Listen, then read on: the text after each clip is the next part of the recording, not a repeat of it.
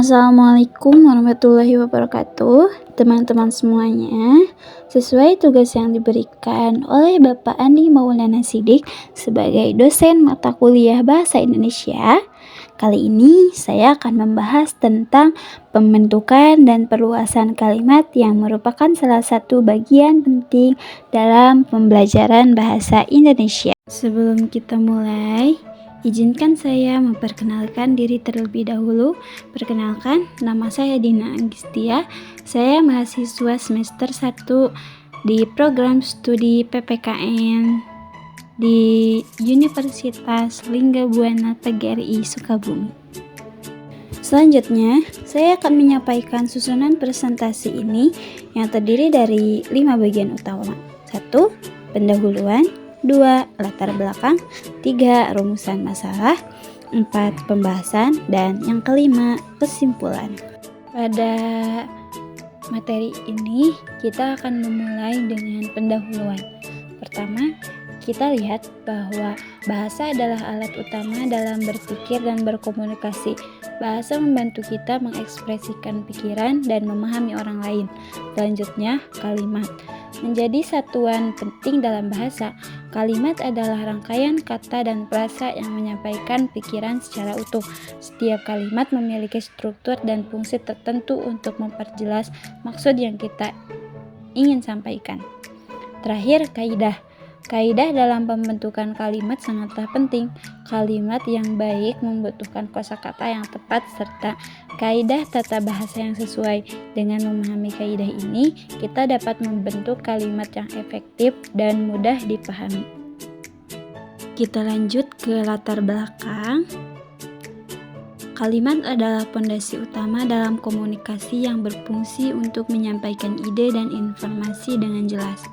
Pemahaman akan struktur kalimat serta teknik dalam memperluasnya dapat memperkaya penggunaan bahasa. Hal ini memungkinkan kita untuk mengungkapkan gagasan yang lebih kompleks.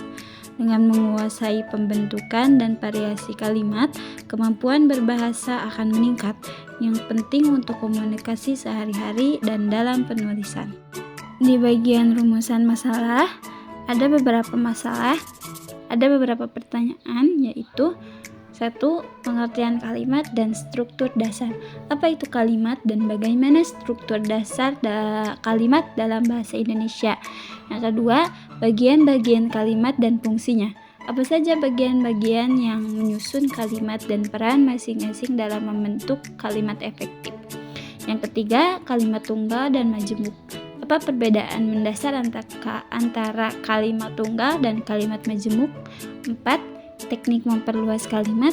Teknik apa saja yang digunakan untuk memperluas kalimat dan bagaimana peran konjungsi dalam memperluas kalimat?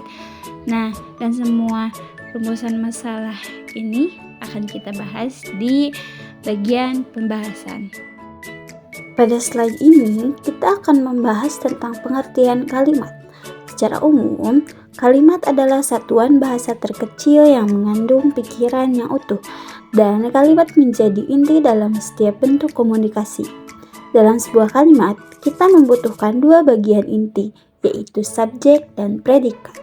Subjek berperan sebagai pelaku atau pihak yang dibicarakan, sedangkan predikat adalah apa yang dilakukan atau keadaan dari subjek tersebut. Selain itu, dalam bahasa lisan, kalimat ditandai dengan intonasi yang jelas, sementara dalam bahasa tulisan, kalimat dimulai dengan huruf kapital dan diakhiri dengan tanda titik, tanda tanya, atau tanda seru, tergantung jenis kalimatnya. Selanjutnya, mari kita bahas bagian-bagian kalimat. Pada dasarnya, kalimat terdiri dari dua bagian utama, yaitu subjek dan predikat. Subjek adalah pelaku atau apa yang dibicarakan dalam kalimat, sementara predikat adalah tindakan atau kondisi yang dilakukan oleh subjek. Di luar bagian inti ini, kita juga memiliki objek, keterangan, dan pelengkap. Objek adalah bagian yang menerima aksi dari predikat. Contohnya, dalam kalimat Ani membaca buku. Ani adalah subjek, membaca adalah predikat, dan buku adalah objek. Keterangan memberi informasi tambahan seperti waktu, tempat, atau cara. Misalkan dalam kalimat, Ani membaca buku di perpustakaan. Nah, di perpustakaan adalah keterangan tempat. Terakhir, ada pelengkap yang berfungsi untuk melengkapi informasi tetapi tidak selalu diperlukan dalam semua kalimat. Dengan memahami peran setiap bagian ini, kita bisa membentuk kalimat yang lebih jelas dan informatif. Selanjutnya, kita akan membahas tentang kalimat tunggal. Kalimat tunggal adalah kalimat yang hanya memiliki satu subjek dan satu predikat, sehingga informasi yang disampaikan sederhana dan langsung. Kalimat ini tidak memiliki anak kalimat atau klausa lain yang memperluas maknanya. Contoh kalimat tunggal adalah anak itu membaca buku. Anak adalah subjek dan membaca buku adalah predikatnya.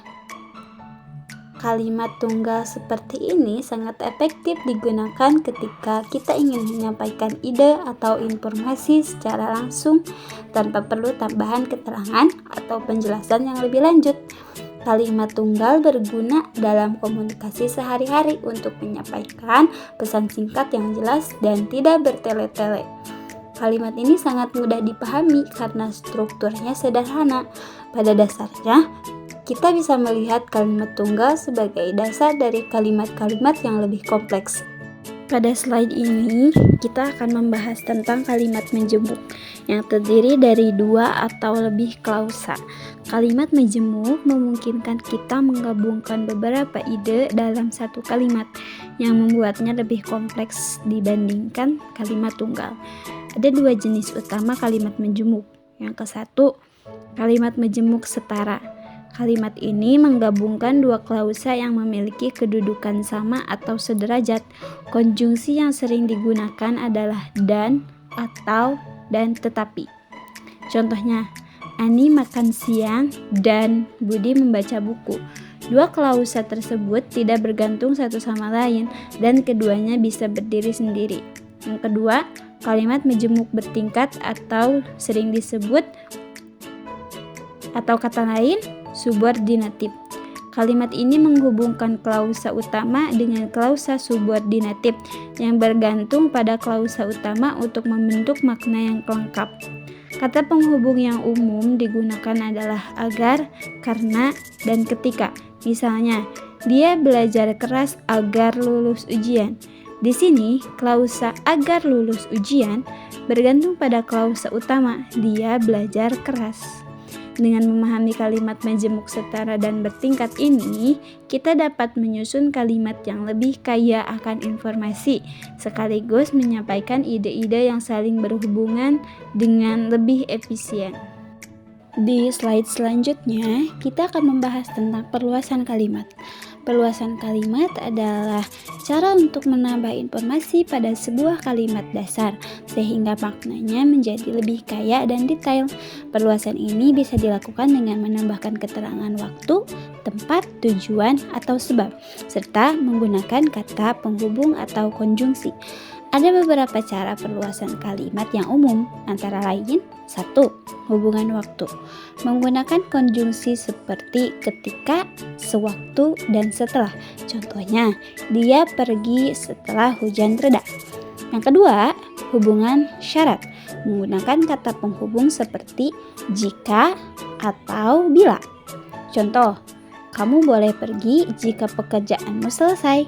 Ketiga, hubungan tujuan. Menggunakan konjungsi seperti agar atau supaya. Contohnya, dia belajar keras agar lulus ujian. Yang keempat, hubungan perlawanan. Menggunakan konjungsi seperti meskipun atau walaupun. Misalnya, dia tetap bekerja meskipun sedang sakit. Nah, yang kelimanya, hubungan sebab akibat. Menggunakan kata seperti karena atau sehingga. Contoh, dia terlambat karena macet. Dengan teknik perluasan ini, kita bisa membuat kalimat yang lebih informatif dan detail, serta menghubungkan beberapa ide dalam satu kalimat. Perluasan kalimat penting untuk memperkaya komunikasi kita, terutama saat ingin menyampaikan informasi yang lebih lengkap. Nah, slide selanjutnya atau slide terakhir dalam pembahasan ini, kita akan membahas tentang jenis-jenis konjungsi atau kata penghubung yang berperan penting dalam menyusun dan memperluas kalimat. Konjungsi memungkinkan kita untuk menghubungkan klausa atau kalimat sehingga pesan menjadi lebih lengkap dan terstruktur. Ada dua jenis konjungsi utama dalam bahasa Indonesia. Kesatu, konjungsi intrakalimat. Ini adalah konjungsi yang menghubungkan klausa-klausa dalam satu kalimat.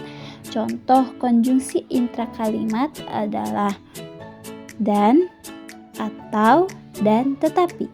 Misalnya, dalam kalimat dia belajar dan mengerjakan tugas. Kata dan menghubungkan dua aktivitas dalam satu kalimat. Yang kedua, yaitu konjungsi antar kalimat. Konjungsi ini menghubungkan satu kalimat dengan kalimat lain, biasanya dalam paragraf yang sama. Contoh konjungsi antar kalimat adalah dengan demikian, akan tetapi, atau jadi. Misalnya, dia sudah belajar keras, dengan demikian nilainya menjadi lebih memuaskan. Di sini, dengan demikian menghubungkan dua kalimat yang saling bertentangan. Penggunaan konjungsi yang tepat membantu kita menyampaikan ide dengan lebih jelas dan logis, serta menunjukkan hubungan antara ide-ide dalam kalimat atau paragraf. Sebagai kesimpulan dari materi ini, kita bisa memahami bahwa pembentukan dan perluasan kalimat adalah dasar dalam komunikasi yang efektif. Dengan mengenal bagian-bagian kalimat seperti subjek, predikat, objek, keterangan, dan pelengkap, kita dapat menyusun kalimat yang lengkap dan jelas. Selain itu, perbedaan antara kalimat tunggal dan kalimat majemuk memberikan kita fleksibilitas dalam menyampaikan ide baik secara sederhana maupun kompleks. Penggunaan konjungsi juga sangat penting dalam perluasan kalimat karena memungkinkan kita menambah detail dan menghubungkan ide secara logis. Dengan teknik ini, kita bisa membuat komunikasi lebih informatif dan mudah dipahami. Secara keseluruhan, pemahaman yang baik tentang struktur dan jenis-jenis kalimat membantu kita menyampaikan pesan dengan lebih jelas dan efektif, baik dalam tulisan maupun percakapan sehari-hari. Semoga materi ini bermanfaat untuk memperkuat keterampilan berbahasa kita. Terima kasih atas perhatian dan partisipasinya selama presentasi ini. Semoga materi yang telah kita bahas tentang pembentukan dan perluasan kalimat ini dapat menambah pemahaman kita dalam berbahasa Indonesia dengan lebih baik. Dengan keterampilan ini, kita tidak hanya mampu berkomunikasi lebih efektif, tetapi juga bisa menyampaikan ide-ide kita dengan lebih jelas dan terstruktur. Terima kasih, saya Lina Anggistia. Assalamualaikum warahmatullahi wabarakatuh.